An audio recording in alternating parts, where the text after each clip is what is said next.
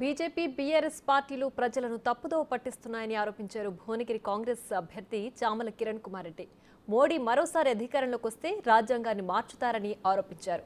ప్రజాస్వామ్యాన్ని ఖూనీ చేస్తున్న BJP BC జనగణన చేపట్టకుండా మాట్లాడుతుందని అన్నారు. భువనగిరి పార్లమెంటు కాంగ్రెస్ అభ్యర్థిగా చామల కిరణ్ కుమార్ రెడ్డి నామినేషన్ దాఖలు చేశారు.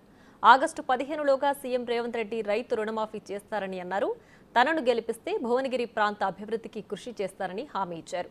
పేదల కోసం ఆలోచించే ఏకైక పార్టీ కాంగ్రెస్ అని తెలిపారు. అయితే మా సోదరులు ఎమ్మెల్యేలందరూ కూడా చాలా విశ్లేషించారు. వాస్తవంగా కాంగ్రెస్ పార్టీ గత 150 రోజుల పాలన మీద, కాంగ్రెస్ పార్టీకి ఉన్న చిత్తశుద్ధి మీద, భారతదేశంలో ఉన్న పరిస్థితులు, బీఆర్ఎస్ పార్టీ గతంలో 10 ఏళ్లు నీళ్లు నిధులు నియామకాల నినాదంతో తెచ్చుకున్నటువంటి తెలంగాణను ఎలా తుంగలోకి తొక్కిన విషయాన్ని తెలంగాణ ప్రజలు గమనించి వారి నుంచి విముక్తి కోసం కాంగ్రెస్ పార్టీకి ఓట్లేసి ఈరోజు ప్రభుత్వంలోకి తీసుకురావడం జరిగింది. ప్రభుత్వంలోకి వచ్చిన తర్వాత కూడా మా ముఖ్యమంత్రి వర్యులు రేవంత్ రెడ్డి గారు, మా మంత్రి వర్యులు అందరూ కూడా రాత్రి పగలు కష్టపడుతూ ఇచ్చిన వాగ్దానాలు నెరవేర్చాలని రాష్ట్ర ఆర్థిక పరిస్థితి మీద కూడా ఒక శ్వేతపత్రం రిలీజ్ చేసి ఇటువంటి ఆర్థిక పరిస్థితిలో కూడా అది అధిగమించి ఇచ్చిన వాగ్దానాలు నెరవేర్చే ప్రక్రియలో మొన్న రేవంత్ రెడ్డి గారు ఇక్కడ మన ర్యాలీ కార్యక్రమంలో కూడా లక్ష్మీనరసింహస్వామి సాక్షిగా చెప్పడం జరిగింది. 2 లక్షల రుణమాఫీ ఆగస్టు 15 కల్లా ఇస్తామని చెప్పి.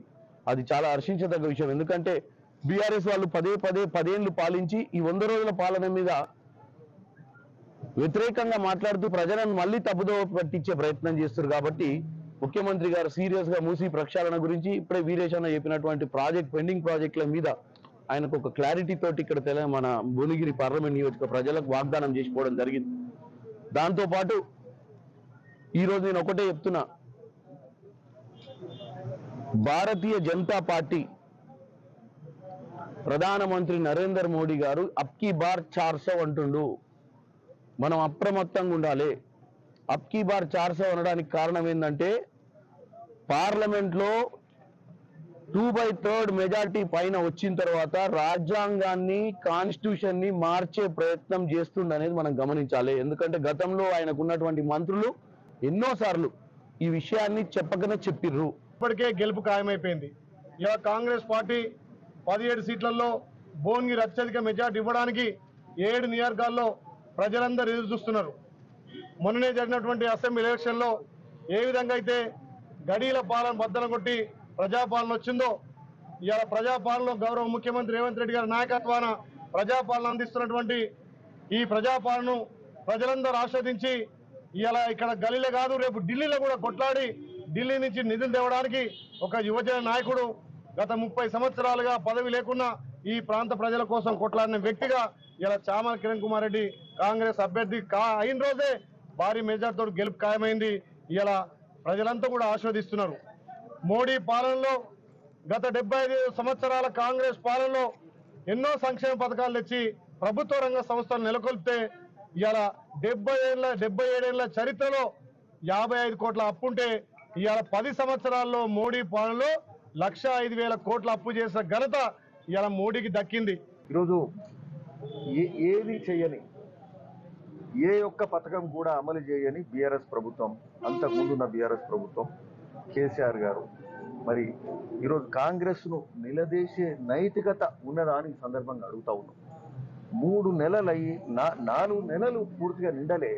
4 నెలలు నిండని ప్రభుత్వాన్ని అనేక చెప్పిన 6 గ్యారంటీల్లో 5 గ్యారంటీలు అమలు చేసి 6వ గ్యారంటీ కూడా ఆగస్టు 15 నుంచి రైతు రుణమాఫీ 2 లక్షలు కూడా చేస్తామని ముఖ్యమంత్రి గారు పదే చెప్తున్నప్పటికీ 10 ఏళ్ల పాటు ఏ ఒక్క కార్యక్రమం చేయని, రైతు రుణమాఫీ చేయని బీఆర్ఎస్ ప్రభుత్వం 10 ఏళ్ళు రుణమాఫీ చేయని, 10 ఏళ్ళు ఒక ఇల్లు కట్టేయాలి, 10 ఏళ్ళు నిరుద్యోగ వృత్తి చేయాలి, పెన్షన్ 2,000 నుంచి 3,000 చేస్తామని చేయలే. అంటే ఏ ఒక్క అంశం చేయకుండా అన్ని అబద్ధాలు మాట్లాడి కూలిపోయే ప్రాజెక్టులు కట్టి ప్రశ్నాపత్రాలు లీక్ అయ్యి మరి నిరుద్యోగ యువతకు ఉద్యోగాలు ఇవ్వకుండా, ఫీజు రియంబర్స్మెంట్ ఇవ్వకుండా, అంటే ఏ ఒక్క కార్యక్రమం సవ్యంగా చేయక అందరిని ఇబ్బంది పెట్టి మరి రాష్ట్రాన్ని అప్పుల కుప్పగా ముంచి రాష్ట్ర ప్రజల నెత్తిల అప్పులు మోపి ఈరోజు ఏది చేయకుండా 4 నెలలల్లో ఇన్ని కార్యక్రమాలు చేస్తూ ఉంటే మరి ఈరోజు ప్రజలందరూ కూడా అర్థం చేసుకోవాలి, అందరూ కూడా ఆలోచన చేయాలి.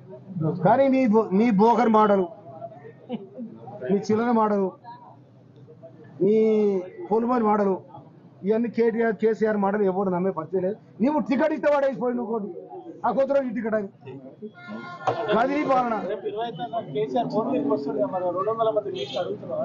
అడుగుతానే చెప్పాలి.